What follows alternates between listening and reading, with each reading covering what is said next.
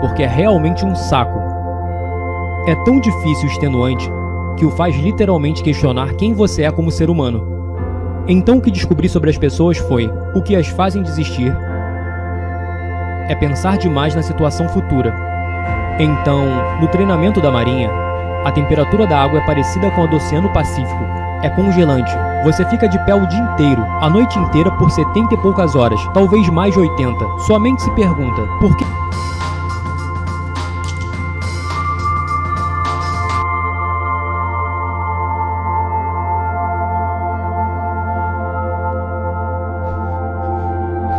Eu servi 21 anos nas Forças Armadas. Servi 4 anos na Aeronáutica. Servi 16 anos como SEAL da Marinha. E eu trabalhei no Exército por cerca de 1 ano, então 21 anos no total. Eu sou a única pessoa na história das Forças Armadas que esteve nas operações especiais das Forças Aéreas. Eu passei pela Escola de Guardas do Exército, fui condecorado lá. E eu fui o 36º afro-americano a se formar na Marinha e treinei mais 7 anos lá. Mas o que é engraçado sobre isso é que o que me levou nessa direção foi eu não querer fazer isso. Meu pai era um homem muito abusivo. Eu nunca vou esquecer a vez que eu assisti meu pai arrastar minha mãe escada abaixo pelos cabelos. Nós não podíamos fazer educação física, porque estávamos com hematomas de tanto apanhar. E minha mãe finalmente tomou coragem para finalmente se mudar dali. E para minha sorte, ela se mudou para uma pequena cidade chamada Brasil, Indiana. Lá tem cerca de 10 mil habitantes e apenas 3 famílias negras. Então, para resumir, eles picharam: "Ei, preto, nós vamos te matar." Então, estou tentando descrever a situação para todos vocês, para que entendam que vocês não precisam de muito para ter sucesso na vida. Foi mais ou menos assim que eu comecei.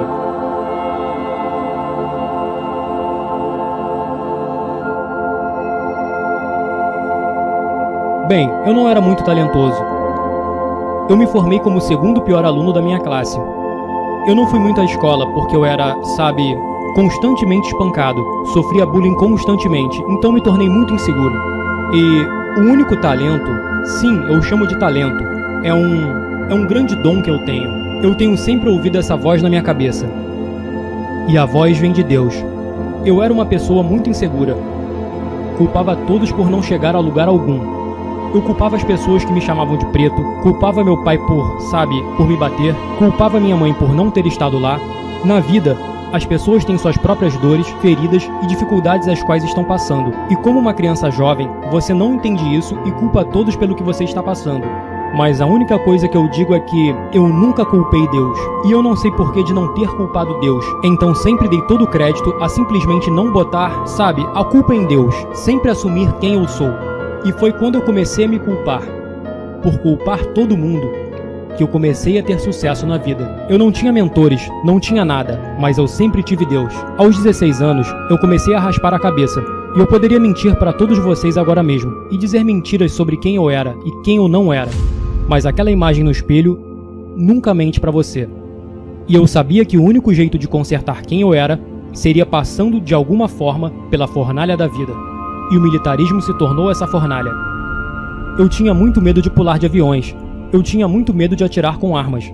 Eu tinha muito medo da minha própria sombra, de certa forma, e eu queria deixar isso para trás. E eu superei isso procurando pelas coisas mais difíceis que um homem poderia vivenciar. De novo, eu nunca culpei Deus, mas Deus definitivamente me colocou à prova algumas vezes.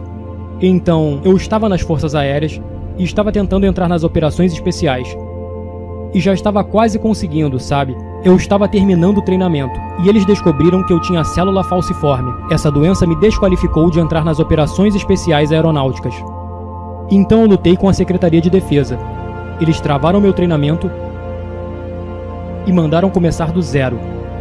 Eu disse, de jeito nenhum. Eu tinha medo da água e eles queriam que eu voltasse para a água de novo. Então eu ganhei todo esse peso por causa da depressão. Eu pesava, na verdade, 136 quilos, e nessa foto eu tinha por volta de 122 quilos.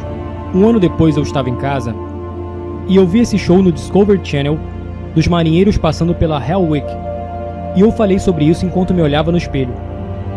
Eu falei, Quer saber? Estou cansado de ter medo. Mais uma vez, estou indo direto de volta ao que eu era antes na escola. Eu estava indo de volta para o que todos diziam que eu era. E eu não queria mais ser aquela pessoa. Então eu decidi ir até um posto de recrutamento e disse: eu quero ser um Navy SEAL, com essa aparência. Resumindo, o recrutador disse que eu deveria perder 48 quilos em 60 dias, porque eu estava quase velho demais para ser um SEAL da Marinha. Eu perdi peso e eu passei por 3 Hell Weeks e me tornei um SEAL da Marinha. Eu sou a única pessoa em 70 anos de treinamento da Marinha que passou por 3 Hell Weeks. Passei por 3 Hell Weeks no mesmo ano. E alguns de vocês podem não saber o que é a Hell Week. A Hell Week é o treinamento mais difícil que o militarismo tem a oferecer. São 130 horas de treinamento contínuo. Nessas 130 horas, você talvez tenha 2 horas para dormir. E a ideia desse treinamento é literalmente destruir o homem. E uma vez que esse homem está destruído, o treinamento começa. Então, eu tive sorte suficiente para estar lá no ano em que isso aconteceu uma vez em 70 anos. Eu estava lá nesse ano, louvado seja Deus. A ordem do comandante era: se qualquer um de vocês se machucar, ou qualquer um de vocês sentir alguma coisa, nós vamos te mandar de volta para o primeiro dia de treinamento. Eu não ligo se você está na última semana de treinamento, e o treinamento tem 6 meses de duração. Eu vou te botar de volta no dia 1. Então o que aconteceu comigo foi: a Hell Week é na 5ª semana do treinamento, e em algum momento da Hell Week eu me machuquei e voltei para o primeiro dia de treinamento. Passei pela minha segunda vez por uma Hell Week completa. Estava me preparando para começar a segunda fase do treinamento. Eu estava todo feliz, porque a Hell Week é a parte mais difícil do treinamento. O que aconteceu? Eu machuquei a perna e voltei para o primeiro dia mais uma vez. Comecei do primeiro dia novamente. Eu passei por isso e me tornei um Navy SEAL. Eu estava servindo por quase uma década, sabe? E fazendo o treinamento da Marinha por tanto tempo. O que aconteceu foi o pior incidente na história dos marinheiros. Tinham 4 caras fazendo uma vigia e eles foram descobertos por outras pessoas. Resumindo, todos morreram, exceto Marcus Luttrell. Eu conheci muitos caras que estavam nessa operação, e nesse ponto eu estava com cerca de 100 quilos, colocando meus tênis de correr, e muitos desses caras tinham filhos. Então eu queria levantar dinheiro para esses familiares, sabe? E a melhor forma que eu encontrei para fazer isso foi ter pesquisado online e encontrado uma fundação chamada Special Operations Warrior Foundation. Essa fundação manda crianças para a faculdade se seus pais foram das operações especiais e morreram em combate. Então eu encontrei essa grande fundação, mas eu não sou uma pessoa muito inteligente. Então pesquisei no Google os 10 eventos mais difíceis do mundo. E eu escolhi o mais difícil de todos. O mais difícil era essa corrida chamada Badwater 135. São 217 km de corrida através do Vale da Morte no verão. Não muito inteligente. Então, 217 km, 55 graus Celsius, eu chamei o diretor da corrida. Mas eu pensei não ser humanamente possível uma pessoa correr 217 km de uma só vez. Então eu pensei que fosse uma corrida de múltiplos estágios. Eu pensei que correriam 25, 30 km, armariam um acampamento, fariam um churrasco ou algo do tipo. E daí voltariam a correr de novo na manhã seguinte. Então eu liguei pro diretor e ele falou: "Ei, você já correu mais de 200 km?" E eu respondi: "Durante um ano inteiro?" Ele disse: "Não, de uma só vez, em 24 horas ou menos." Eu disse: "Nunca?" E ele retrucou: "Bem, para qualificar-se ao Badwater 135, você precisa correr 200 km em 24 horas ou menos." Então eu pensei, eu nunca corri mais que 32 km na minha vida, e não coloco um tênis de corrida há mais de um ano. Eu havia ligado para ele numa quarta-feira, e no próximo sábado, ou naquele sábado, seria corrida de 160 km, chamada San Diego in One Day. Você corre em volta de uma pista de 1,6 km por 24 horas, e meu objetivo era completar 160 km. Então, eu não vou entrar em grandes detalhes sobre o acontecido, mas a participação de um homem obeso que não costuma correr nunca, você pode imaginar o que aconteceu. Eu acabei correndo 162 km em 19 horas. Eu completei a corrida, chamei Chris Kausman.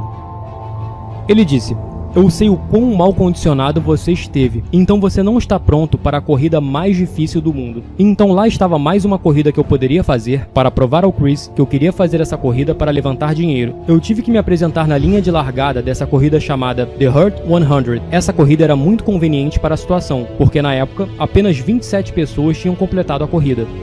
Tem mais de 9 km de subida em uma corrida de 160 km.